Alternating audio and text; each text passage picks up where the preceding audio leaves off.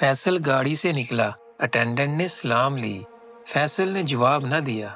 इतने में दूसरी तरफ से नादर आ गया। दोनों गर्मजोशी से गले मिले। अटेंडेंट देखता रह गया। रसूल अल्लाह सल्लल्लाहु अलैहि वसल्लम ने फरमाया, क़यामत के दिन मेरे महबूब तरीन और सबसे करीब वो लोग होंगे जिनके अखलाक बेहतरीन हों। अगर अखलाक सिर्फ अच्छी आदत होते तो क़यामत में कुर्बे रसूल का सबब क्यों बनते। रूटीन का चेकअप था। जमाल भाई ने गाड़ी दरवाजे के सामने खड़ी कर दी। गार्ड ने अदब से अर्ज की, पार्किंग बेसमेंट में है।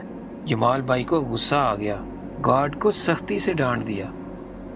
आप सल्लल्लाहु अलैहि वसल्लम ने फरमाया, तराजू में हुस्न अखलाक से ज्यादा वजनी कोई चीज नहीं। यानी एक नरम लहजा, एक इज्जत बराबर ताओ क़यामत के दिन शायद इस कदर वजनी हो जिसका अंदाजा हमें बिल्कुल भी नहीं। कुछ लोग हमारे लिए अहम होते हैं और कुछ के लिए सलाम का जवाब भी मुश्किल हो जाता है। हम तो पहले ये देखते हैं बंदा कौन है।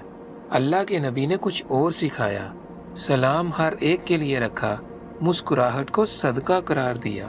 पूछा गया, ज्यादा लोग जन्नत में किस चीज की वजह से जाएंगे? आपने फरमाया, अल्लाह का तकवा और हुस्न अखलाक।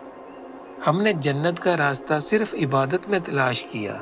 रसूल अल्लाह ने अखलाक को भी इसी रास्ते पर खड़ा कर दिया। फरमाया, आदमी अपने हुस्न अखलाक की वजह से रात भर नमाज पढ़ने और दिन भर रोजा रखने वाले का दर्जा पा लेता है।